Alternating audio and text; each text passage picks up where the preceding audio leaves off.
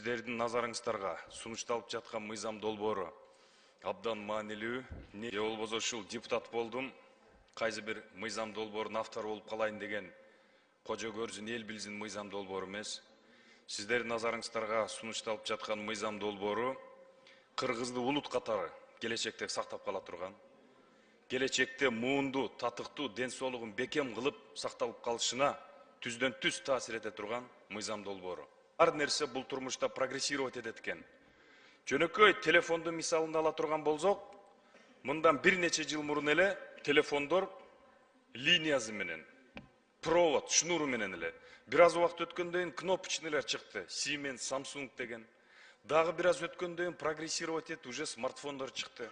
Азыр iPhone, Samsung, дагы башка абдан чоң түрлөр чыкты.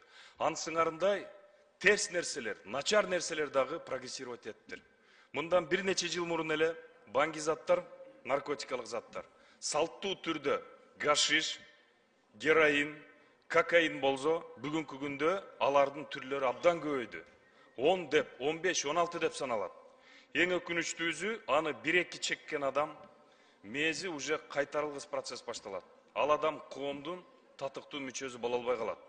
Баардыгыңыздарда мына Telegram приложение бар. Бүгүнкү күндө Telegram приложение аркылуу каалаган адам каалаган өлчөмдө синтетикалык жаңы баңги заттарды сатып алууга мүмкүнчүлүк болуп калды. Кыргыздар бая эл билбесин, эл эмне дейт деп жаап жашырып жүрөт көп үй бүлөлөр. Жаштар бул оор илдетке катуу чалдыкты. Келечекте муун чынында коркунучта.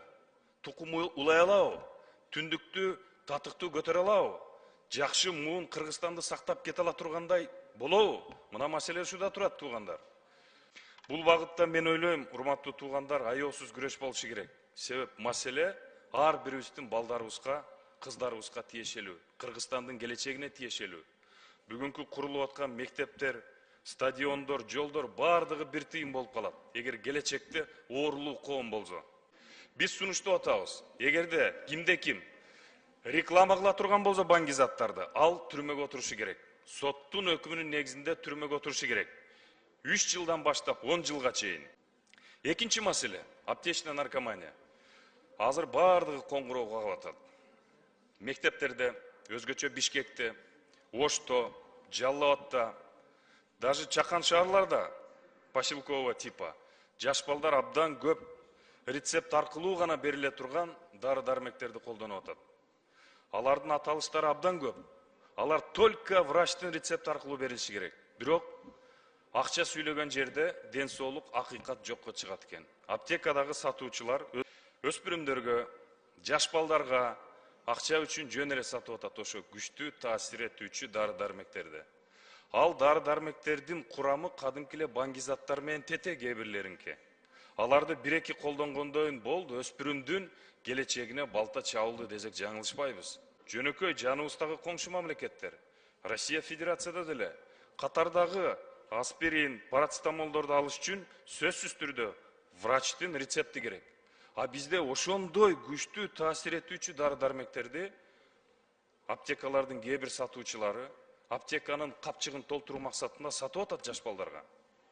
Биз ушул мыйзамга да сунуш киргизип атабыз. Кайсы аптеканын сатуучусу сата турган болсо, биз 200 000 сомго көтөрүп атабыз. Ошол кишиге айыппул катары салынат. Экинчиси, ал киши кызматтан айдалып, не будет иметь права заниматься этой деятельностью в течение 3-2 лет. Урматтуу туугандар, биз ишенип турабыз. Ушул мыйзамды эгерде колдоп берсеңиздер, болбоду дегенде 100 деген жаш балдардын өмүрлөрү сакталат. Түздөн түз улут катары Кыргыздын сакталып калышына таасир эте турган мыйзам.